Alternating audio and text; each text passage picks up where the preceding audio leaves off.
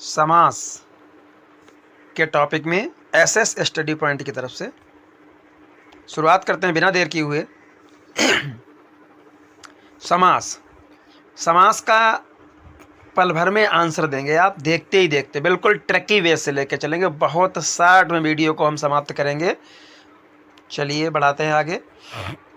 समास का शाब्दिक अर्थ, समास का शाब्दिक अर्थ है संक्षेपण, ठीक है, छोटा करना।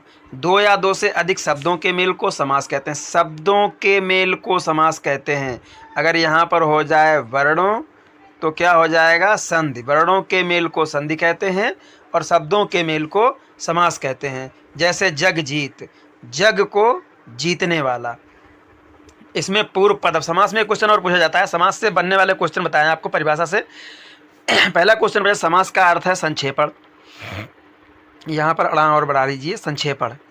और दो या दो से अधिक शब्दों के मेल को समास कहते हैं।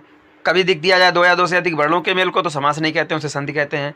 अगला है समास में पूर्व पद कौन सा होता है। जगजीत, जग में पूर्व पद जग हो गया और उत्तर पद जीत हो गया। अब समास के कितने भेद होते हैं, समास के 6 भेद होते हैं, ना तो 5 होते हैं ना 6 से ज़्यादा होते हैं, ठीक है। एग्जैक्टली 6 भेद होते हैं। कभी पूछ दिया जाता है समास के कितने भेद होते हैं तो आप सीधा आंसर लगाएंगे 6 भेद होते हैं। अब आगे आइए, कौन कौन से 6 भेद होते हैं देख लीजिए। जो 6 भेद होते हैं वो निम्न प्रकार हैं।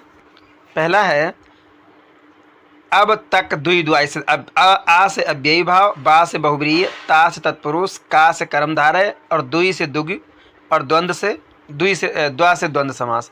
तो अब तक द्विद्वा, ये ट्रिक से आप याद कर लेंगे 6 समास। चलिए अब पहला समास हम देखते हैं, अव्ययी भाव समास।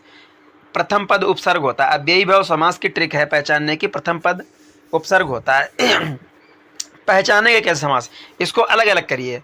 प्रतिशत, इसमें देखिए प्रति उपसर्ग लगा हुआ है और सत मूल शब्द है, तो उपसर्ग जहाँ लगा होगा, लिखा है प्रथम पद उपसर्ग होता है। प्रतिदिन में प्रति उपसर्ग लगा है, यथार्थता में यथा उपसर्ग लगा है, यथाशक्ति में यथा उपसर्ग लगा है, आगत में गत में आ उपसर्ग लगा है, आगत हो गया। उपवास, बास में उप उपसर्ग लगा है, उपवन वन में उप। अब यहाँ रात, रात जहाँ पर एक शब्द 2 बार हो जाए वहाँ पर और योजक चिन्ह हो वहाँ पर अव्ययी भाव समास होता है। कुछ लोग गलतियाँ कर देते हैं, कुछ हमारे भाई कुछ हमारे बहन गलतियाँ कर देते हैं कि जहाँ योजक चिन्ह होगा वहाँ सीधा सीधा द्वंद्व समास होगा। ऐसा नहीं होता है। जहाँ पर सभी जगह अधिकतम द्वंद्व समास में योजक चिन्ह होता है, लेकिन हर जगह योजक चिन्ह होने से द्वंद्व समास नहीं होता है। अब यहाँ एक ही अक्षर, एक ही शब्द को दो रिपीट हो रहा है।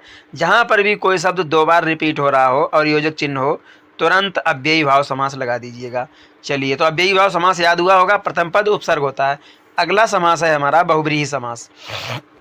बहुब्रीहि समास को हम देखते हैं, तीसरा पद बनता है। इसमें 2 पद तो होते ही हैं और तीसरा पद होता है, वहाँ बहुवचन होता है। बहुवचन से याद कर लीजिए बहुब्रीहि समास, ठीक है। आगे जैसे लंबोदर, लंबा है उदर जिसका, अर्थात गणेश, तीसरा पद बन गया।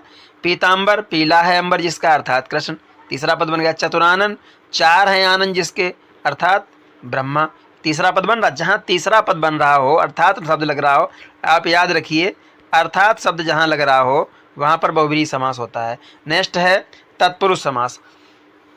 पूर्व पद गौण तथा उत्तर पद प्रधान होता है। पूर्व पद क्या होता है, गौण, तथा उत्तर पद प्रधान होता है। जैसे जिला जीत।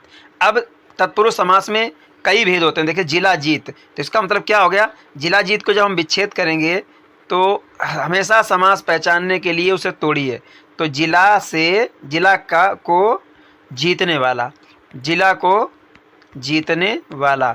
अब को शब्द जहाँ आ जाए, जहाँ पर भी को शब्द, संधे शब्द को तोड़ने पर जहाँ भी को शब्द आए, सीधी सी बात है कर्म तत्पुरुष। तो ये क्या हो गया, ये हो गया हमारा कर्म तत्पुरुष, ठीक है।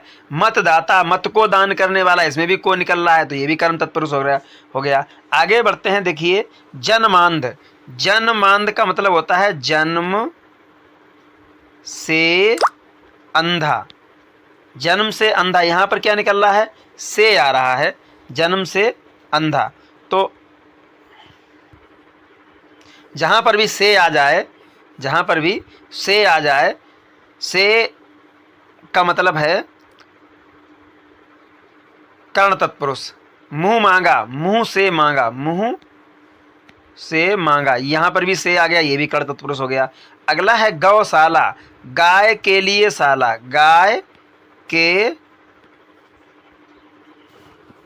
गौशाला, गौशाला का मतलब हो गया गाय के लिए शाला। अब यहाँ पर जहाँ पर लिए शब्द आ जाए, के लिए का मतलब क्या होता है संप्रदान, तो ये क्या हो जाएगा गौशाला संप्रदान तत्पुरुष, के लिए शब्द संप्रदान, माँ पे हलंत संप्रदान तत्पुरुष। तो आपने कितने तैयार कर लिए हैं? आपने तैयार कर लिए हैं, ये हो गया कर्म तत्पुरुष, कर्म तत्पुरुष, ये जन्म से मतदाता, जिला को जीतने वाला, मत को दान करने, ये भी कर्म तत्पुरुष हो गया। जन्मांध, जन्म से अंधा, ये कर्ण तत्पुरुष हो गया।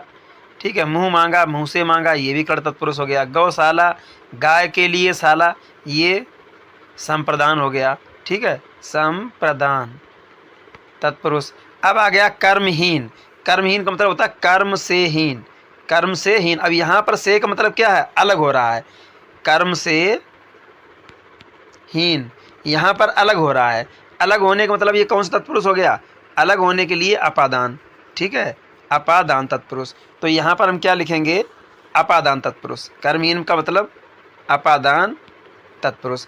अगला सीतापति, सीता का पति, सीता का की के, को नहीं, का की और के, को का मतलब कर्म तत्पुरुष यहाँ पर हो जाएगा, और का की के ये संबंध बताता है, तो क्या हो गया? संबंध तत्पुरुष। सीतापति, सीता का पति। कर्ण फूल, कान के फूल, तो ये भी का की के आ गया, तो ये भी संबंध तत्पुरुष हो गया। तो इसमें कौन सा तत्पुरुष हो गया? इन दोनों में, सीतापति कर्ण फूल, इसमें हो गया संबंध, संबंध तत्पुरुष। और ये सत्तारूढ़, सत्ता पर आरूढ़, सत्ता पर आरूढ़, पर और में शब्द जहाँ पर आ जाए वहाँ अधिकरण तत्पुरुष होता है। कौन सा होता है? अधिकरण। देखिए यहाँ पर हमारा कौन सा होगा? सत्तारूढ़ में अधिकरण, अधिकरण। तो सारे आपको समास जो है तत्पुरुष के समझ में आ गए होंगे। आगे बढ़िए। कर्मधारय समास, कर्मधारय समास के वेरी आसान ट्रिक है। पहला पद विशेषण होता है महापुरुष, महान है जो पुरुष। चरण कमल, कमल रूपी चरण। और नील कमल, नीला है जो कमल। अर्थात पहला पद क्या है? विशेषण होता है, विशेषता बताया जाए। है जो शब्द जहाँ पर लग जाए, है जो या रूपी, तो वो सभी जो हैं कैसे होते हैं? कर्मधारय होते हैं। पहला पद विशेषण होगा, विशेषता बता रहा होगा। नेक्स्ट है द्विगु समास। द्विगु समास का वेरी आसान ट्रिक है। प्रथम पद संख्यावाचक होता है। दुई, ये दुई लिखा, ये भी संख्यावाचक है, तो इससे ट्रिक से याद कर लीजिए कि प्रथम पद संख्यावाचक। त्रिविमी है, तीन विमा, संख्यावाचक हो गया, तीन आ रहा है इसमें। चौराहा, चार आ रहा है। पंचवटी, पांच वृक्ष। चौराहा चार रास्ते, पंचवटी पांच वृक्ष, तो पांच आ रहा। त्रिविमी, तीन बीमा, तो ये पहले पद सबके संख्यावाचक हैं। द्विगु समास हो गया। द्वंद्व समास, द्वंद्व समास में देखिए द्वंद्व मीन्स होता है लड़ाई, विरोध, झगड़ा। अधिकतम योजक शब्द का प्रयोग होता है, अधिकतम योजक चिन्ह का प्रयोग होता है। दोनों पद प्रधान और विरोधी, द्वंद्व का अर्थ ही होता है विरोधी। तो यहाँ पर एक शब्द दूसरे शब्द का विरोधी होगा, विलोम होगा। रात दिन योजक चिन्ह है, रात का दिन विलोम। देवासुर योजक चिन्ह नहीं है, इसीलिए यहाँ अधिकतम शब्द लगा। अधिकतम योजक चिन्ह होता है, लेकिन जरूरी नहीं कि योजक चिन्ह हो। देव और असुर, देव और असुर, तो देव का विलोम असुर हो गया, और बीच में और शब्द, बीच में और शब्द छुपा होता है। द्वंद्व समास में बीच में और शब्द छुपा होता है। भाई बहन, भाई और बहन दोनों विलोम है। माता पिता, माता और पिता दोनों विलोम है। सर्दी गर्मी, सर्दी और गर्मी, ये गर्मी लिखा हुआ है भाई, मिस प्रिंटिंग है, गर्मी, तो गर्मी सर्दी का विलोम हो गया। सभी में योजक चिन्ह है। तो द्वंद्व समास का सीधा सा ट्रिक है कि जहाँ पर भी पहला पद दूसरे पद का विलोम हो और बीच में योजक चिन्ह हो, या बीच में योजक चिन्ह ना हो तो और शब्द छुपा हो। कौन सा शब्द छुपा होगा? और शब्द, विच्छेद करने पर और शब्द का लोप हो, और शब्द का लोप जहाँ पर होता है वहाँ पर द्वंद्व समास होता है। ये समास का वीडियो कंप्लीट हुआ। आशा है कि आपके समास समझ में आ गए होंगे।